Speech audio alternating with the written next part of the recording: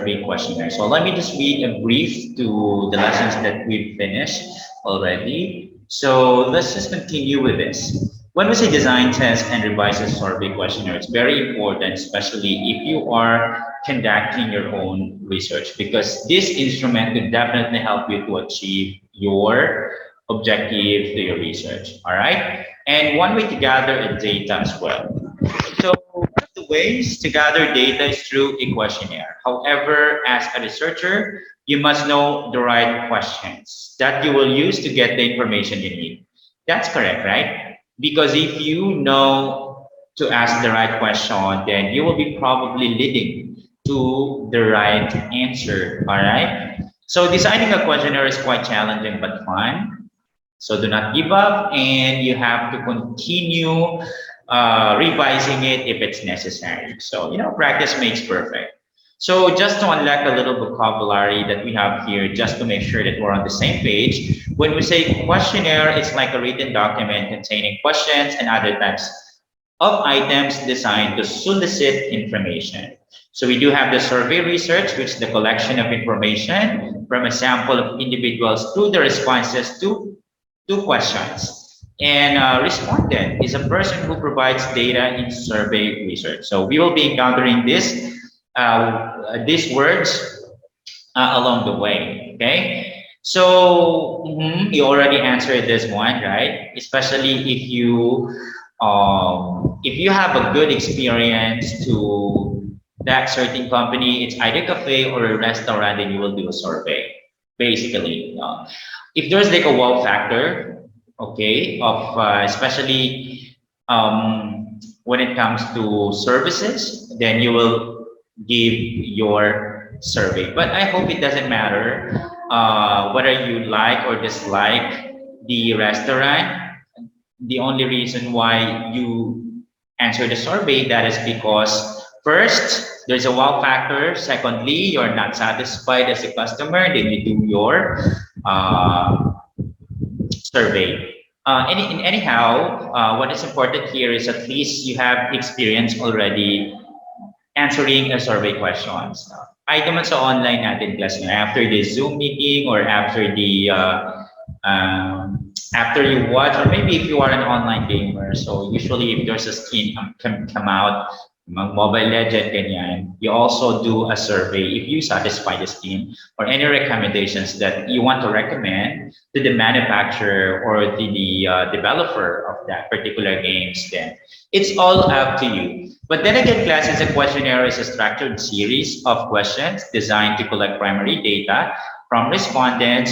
A well-designed questionnaire motivates respondents to provide accurate and complete information, which is very helpful to attaining the survey objective. Then again, class, we ask what we call this a kind of instrument. This is what we call questionnaire. You have to be careful in designing your question. Make sure that when you design a question, it's suitable to your target, right? Because you have to consider their time, you have to consider their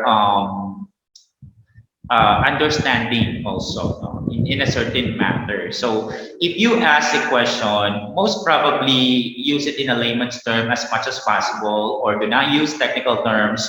Universal terms can also use on this now, just to maximize their time. All right, and make it easier, like short and simple and direct to the point. Okay, that's fine.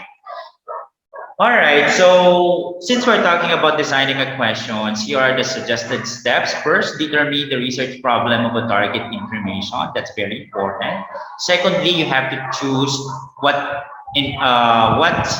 channel you want to administer your survey. So if you want it through email or web form, telephone interview, or personal interview, it's all up to you. Okay. So number 3, we do have to determine the general questions content needed to obtain the desired information.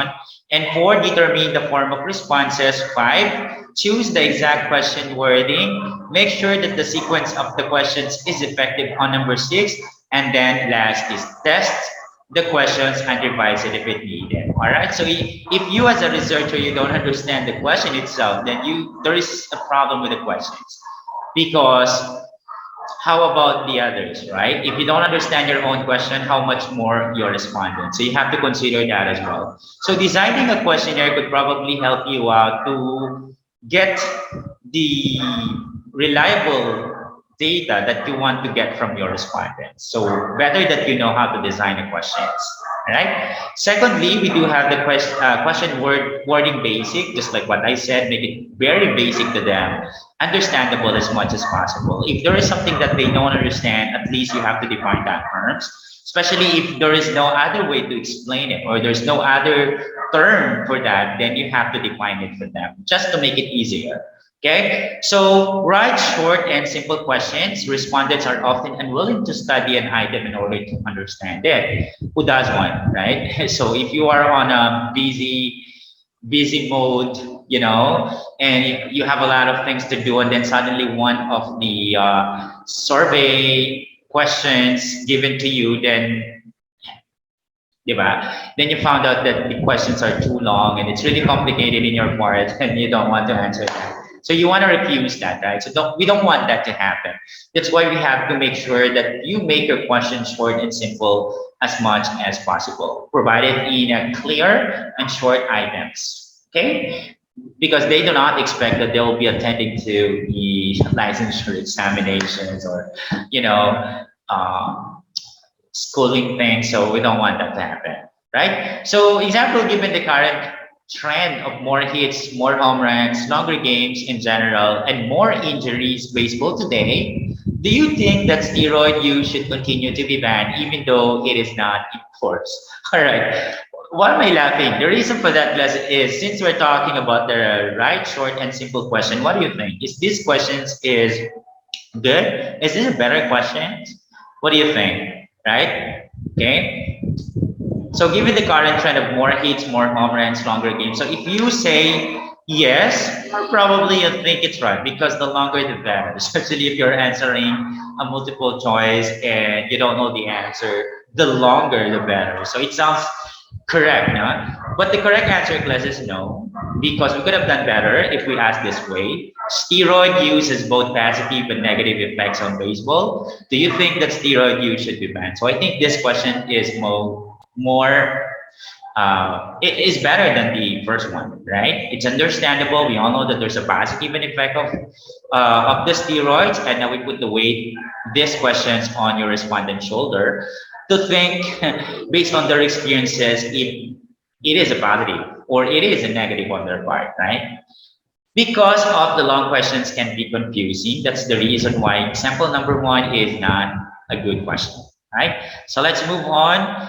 Number two, avoid leading questions like wording that influence respondents to consider a subject in a weighted manner or inject a preference or opinion. So example, do you hate the president of the Philippines? So the word hate for them is like encouraging them to be opinionated on your part, and you have to explain it in-depth explanation why you want to hate a president and so on. So this is not a good example, right? Why this is leading? Because the question itself includes an opinion word, so we don't want that to happen. Secondly, class, what do you think when you hear COVID-19, like aid from China, President Duterte, Chinese, or the lockdown?